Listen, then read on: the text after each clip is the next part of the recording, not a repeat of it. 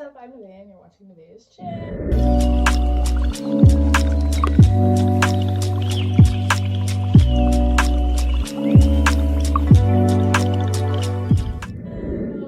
And on today's episode, we're going to be talking about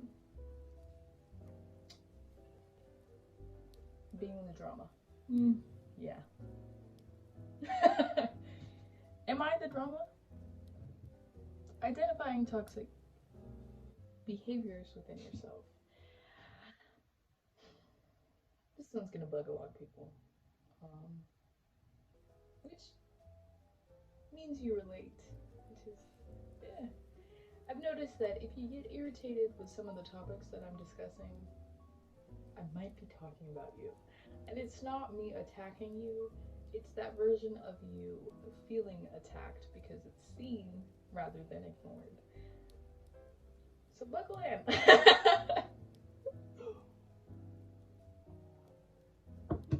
This video may be triggering, but that's kind of what this whole self-love process is. It's triggering yourself in a safe environment to then figure out what the real issue is. Like, where did this all come from? Because we need to get rid of it. Majority of it, not all of it. Or we need to figure out the right amount and the right time to use these tools. So I feel so weird if I say, like, without further ado, but that's kind of the next one. I don't know. Anyways. Am I the drama? I guess it would start with your internalizing of the world.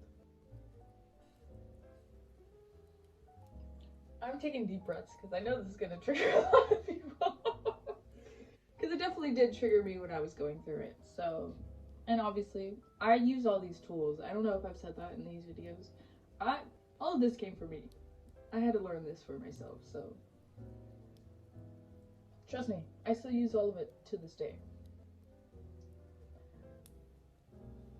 Realizing that not everything that you feel like is an attack to you is an attack to you. Some people just say things surface level and we internalize them and make them way deeper than they have to be. So asking yourself, did I put words in this person's mouth? An example is, say a person wasn't responding to you in like the proper amount of time that you have dictated, and now suddenly you're like, well, they hate me now. Who said that? Who said that? Because they didn't say that. They haven't said anything. Who said that? You did. Now why would you say that? And then you go into this ladder. I guess it goes the other way because you're going deeper rather than higher. And then you start to realize, where did this start? Why is it that I feel that if not seen, I am not valued? And you're like, this stems from, and then usually there's a name that comes with it, but it starts usually with one particular incident every time. And I know that sounds insane, but it's true.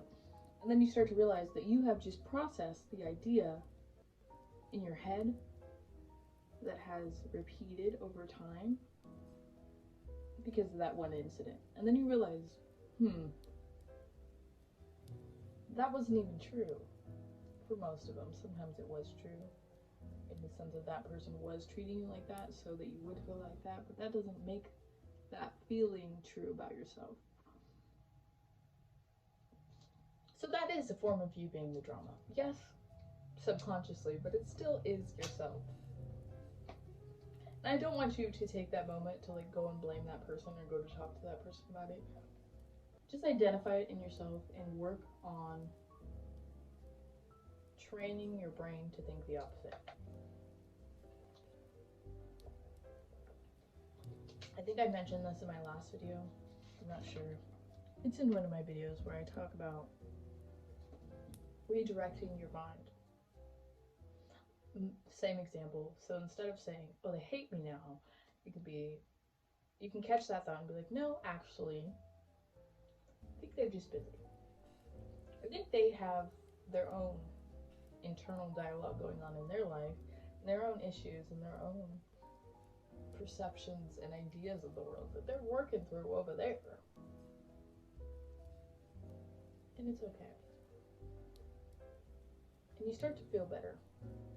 And eventually, you stop thinking like that after you've corrected it a certain amount of times. Once you identify the drama that you are and work through it, there's other ways that we are the drama. I know. Crazy.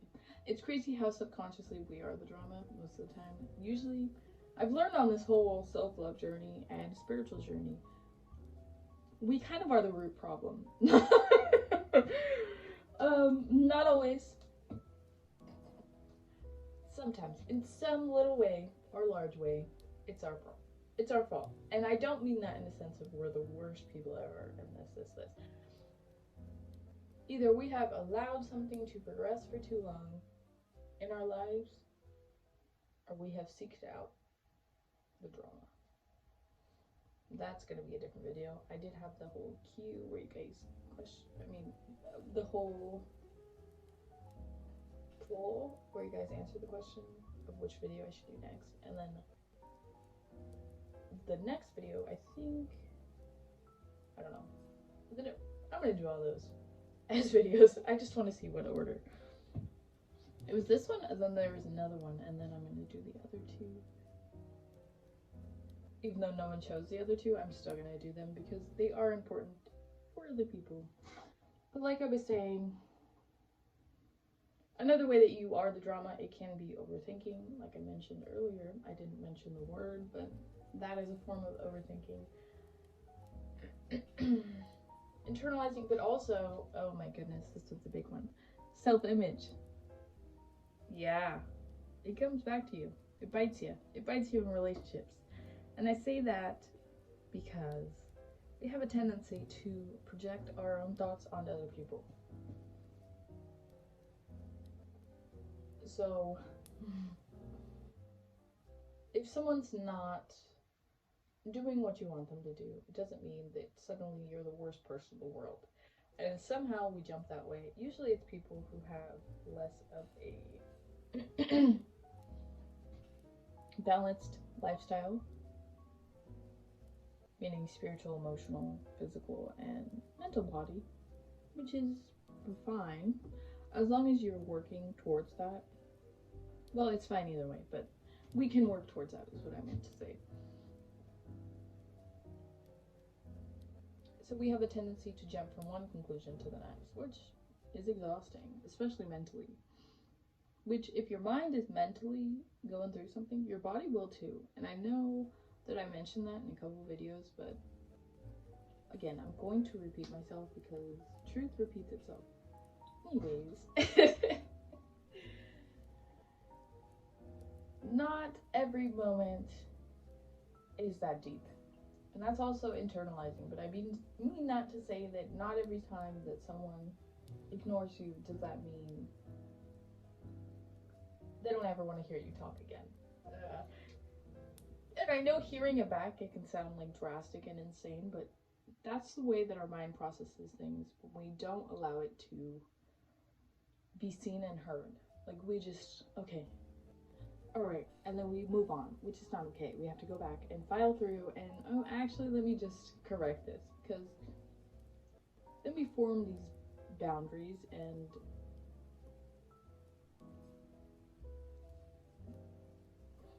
stop allowing access to certain things and certain people. And the truth is, they were created on false narratives, which means that now we've surrounded ourselves with all of these walls, but they weren't actually needed in the first place. What was needed was vulnerability and communication, whether that is with you and that person or within yourself. Vulnerability. That's another one.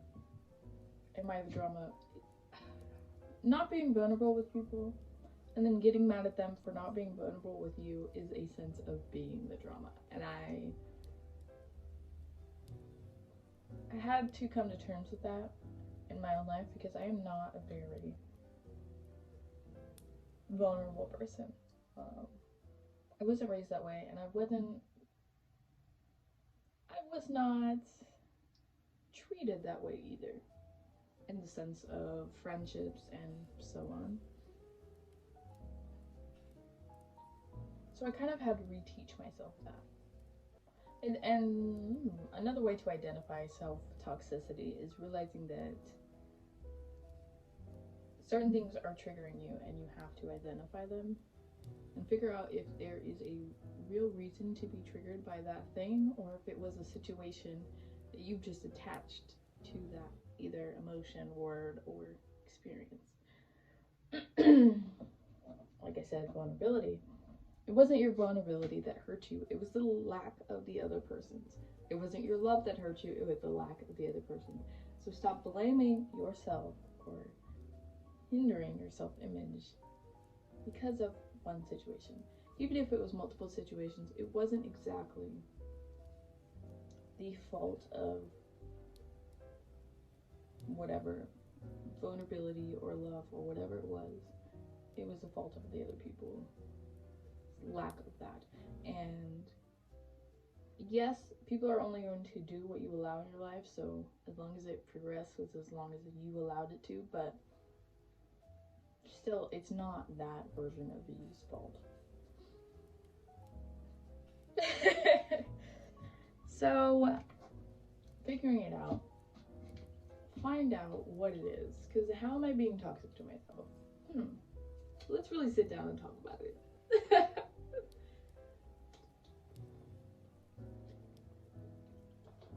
I did mention it a couple times, but I didn't mention it like directly, which is allowing things to happen to you, or turning a blind eye to things that are happening to you. That's being drama. And I know you're like, no, that's me avoiding it. No, that's creating drama in your own life, in your own system, because you don't want to be confrontational, or you want to keep this person around. But why would you want to keep a person who doesn't want to be kept? You're just holding it up. You're just keeping yourself in a stuck mindset and place for a person who doesn't want to be there, or doesn't care about the position they're in. And I promise you, well, one person won't. At least 3 people will. Okay? There are 7, I think it's 0.4 billion people on this planet. Promise.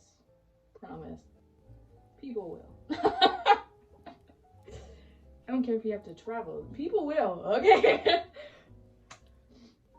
But anyways, back to what I was saying. People only do what you allow. So if you allow people to walk on you, yes, it's their fault for taking advantage of you, but no, you're not out of the woods on that one, because you allowed it. How long did you allow it? Why did you allow it? Is it because you feel like you're not worthy of more? More love, more affection. That's another one. We identified another one. Not feeling worthy of love. That's a hard one. That one's kind of hard to identify, because it's subconscious. Most of these are, but it's one of the harder ones.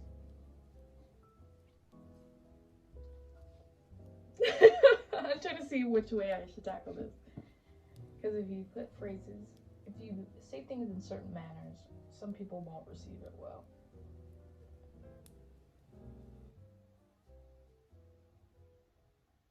It kind of loops back to self-image, but like I said, everything's connected here on this channel. If you don't feel worthy of love, you're not going to be receptive to it. You're not going to receive it well. You're not going to react to it well either. And don't get me wrong, there are people who don't feel comfortable in certain aspects of it, but I'm saying in the way that you push it away, or you go and self-sabotage in some other way, because there's too much love happening in this, whatever you want to call it. And I don't mean this only in partnerships. This happens in friendships too, mainly. in my experience, more in friendships. That should be a topic I talk about, how terrible friendships could be, because I've got experience there. But yeah, I think this is a good place to wrap the video up. I kind of hit a lot of points. I can always make more than one video about this if you see fit. There are a lot of ways that we have drama. There are a lot of ways that we create problems that didn't have to be there, and there will always be more ways to work on ourselves. And I don't say that for you who feel exhausted having to reach each goal. I say that in a sense of the people who feel like once they achieve goals, they don't know what to do next. There's always going to be a next goal. And that doesn't mean it's not okay to take breaks or to just pause where you're at and appreciate it. That's perfectly fine. But for those who feel stuck when you do complete a goal, there's always going to be more goals to continue. So yeah, are you the drama?